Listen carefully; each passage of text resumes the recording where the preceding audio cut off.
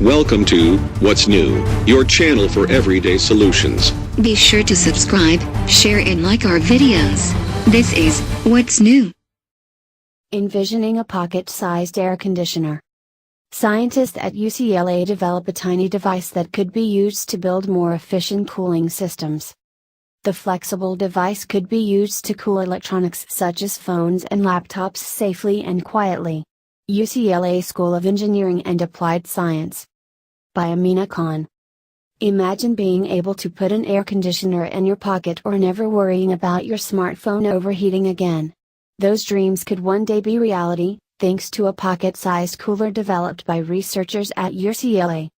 The tiny device, described in the journal Science, could potentially be used to build quieter, more energy-efficient and environmentally friendly cooling systems.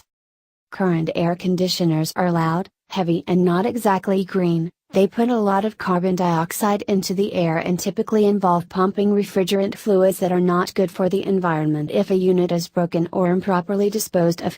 Newer devices called thermoelectric coolers need costly ceramic materials, and they don't appear to cool things as efficiently as those traditional vapor compression devices. But the new device takes advantage of electrical reek effects, harnessing an electric field to shunt unwanted heat through specially designed materials, said senior author Kaibing Pei, a UCLA materials scientist. Pei and his colleagues used a polymer with special properties and layered it in an open space between a heat source, the part you want to be cool, and a heat sink, the part that takes in all the unwanted heat.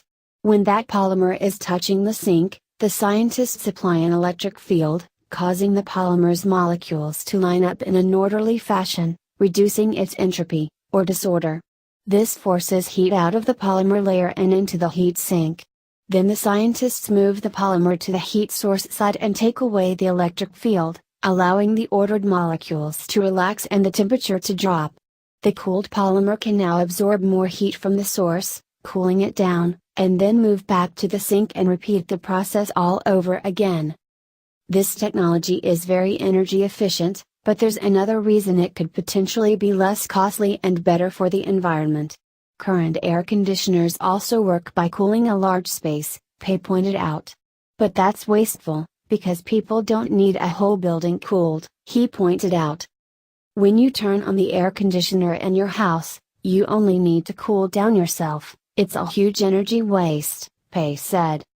By taking a different strategy, like placing a small cooling device on a person's seat, and cooling individuals rather than spaces, companies could potentially cut down the costs of their office AC bills. The researchers were able to build the cooling device out of a flexible material and attach it to a Samsung Galaxy S4 battery, cooling at a whopping 8 degrees Celsius, or 14.4 degrees Fahrenheit, in just 5 seconds.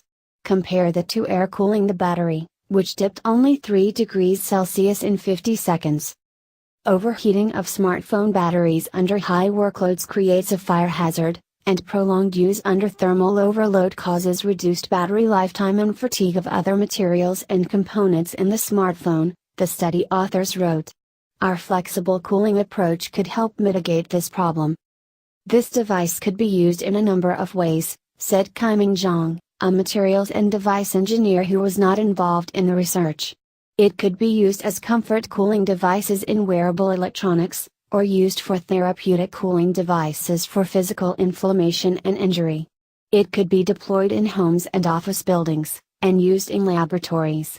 And of course, it can be used to cool electronics such as phones and laptops safely and quietly. It's pretty exciting, said Zhang, who co-wrote a commentary on the paper. This is a good first step. The next step, Pei said, may involve finding companies that are interested in further developing this kind of technology for consumers.